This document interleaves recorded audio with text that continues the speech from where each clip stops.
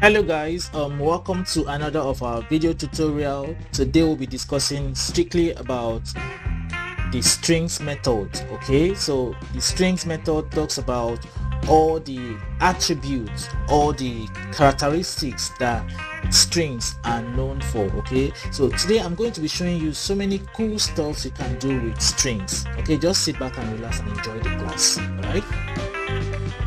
So we'll have to define a variable first. So let's say we have a variable called name. So and this name is Samuel. Okay, so for you to be able to access the method or the attributes of a particular string, you have to use the dot method. So the name of the variable, you hit the dot button, all right, dot. Then you can type whatsoever method you want to type. Then you can print that as well. Okay, so today I'm going to be accessing the upper method. So this method will teach you how to convert every of your string to an uppercase letter. Okay, so what you do is name dot upper open bracket, sorry, name dot upper open bracket.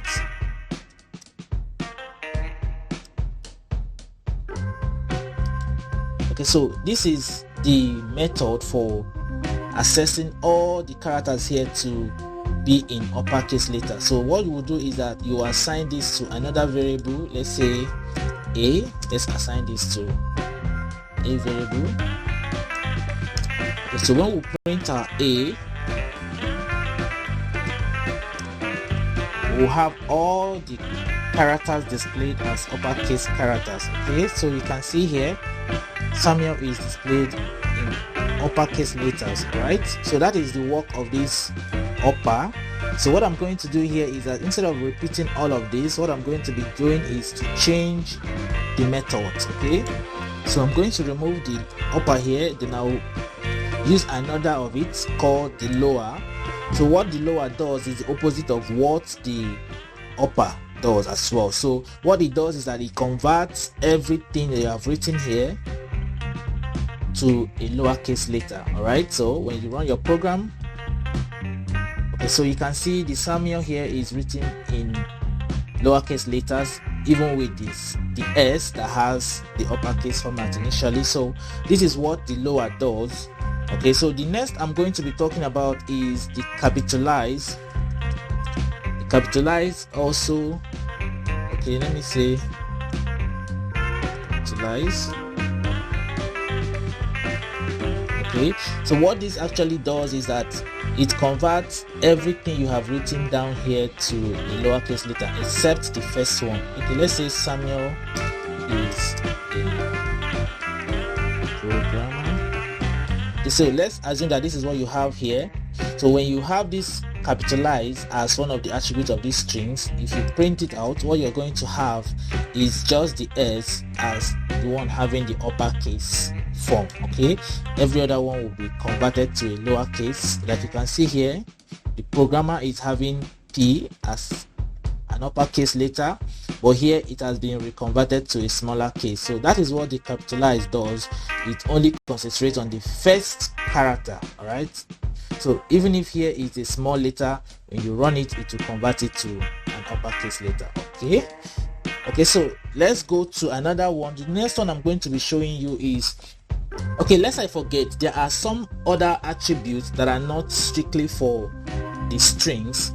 They are called multipurpose functions. Okay, they are called multipurpose functions because they are not just for the strings, they can also be used for the list, the integers, and other types of data types. Okay, so when I get to any of that, I'm still going to let you know. For now, we are talking about the one that has to do with the strings. Okay, so the next one is the case fold.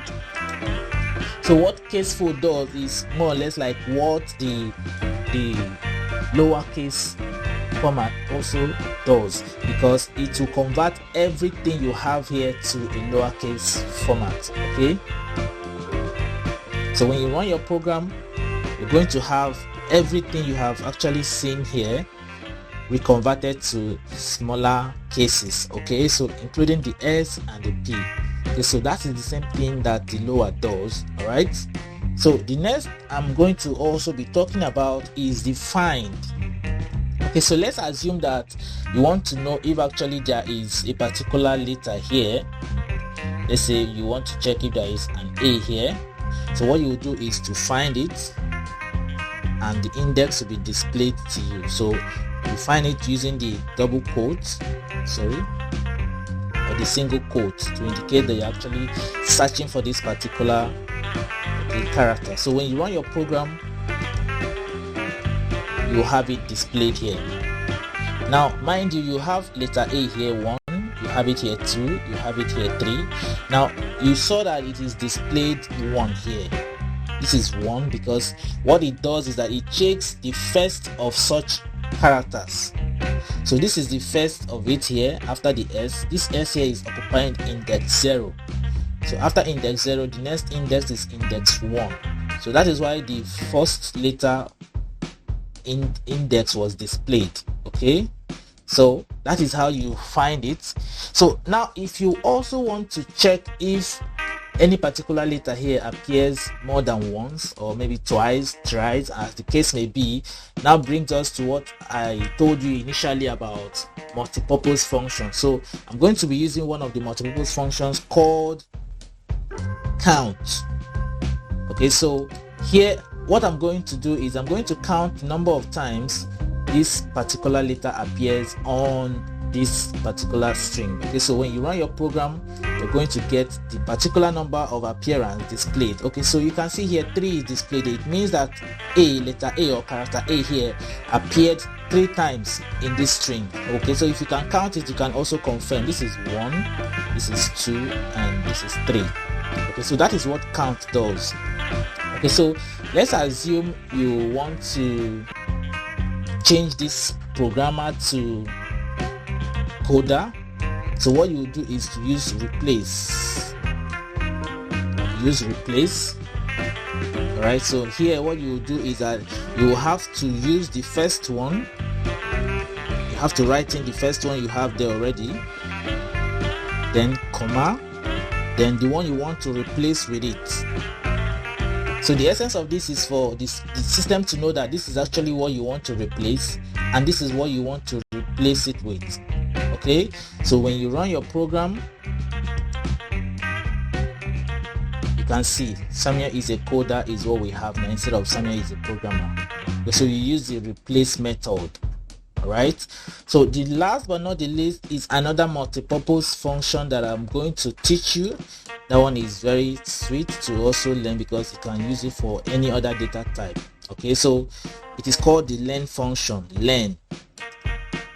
It's called the len function. This is the short form. Now what it does is that it counts the number of times all these characters appear. That means it counts the number of each characters, including the spaces, and the total will be displayed to you. So you use the syntax len. Now what you're going to have inside the bracket is the name of the variable, in this case name. Okay, so if you assign this to a variable like we've been doing before and run your code, you're going to have it displayed. Okay, so this is the total number of characters we have in Samuel is a programmer. Okay, so that is what the len function does. Okay, I'm sure you have enjoyed all we have done in this class. Mind you, there are so many more we are going to go into.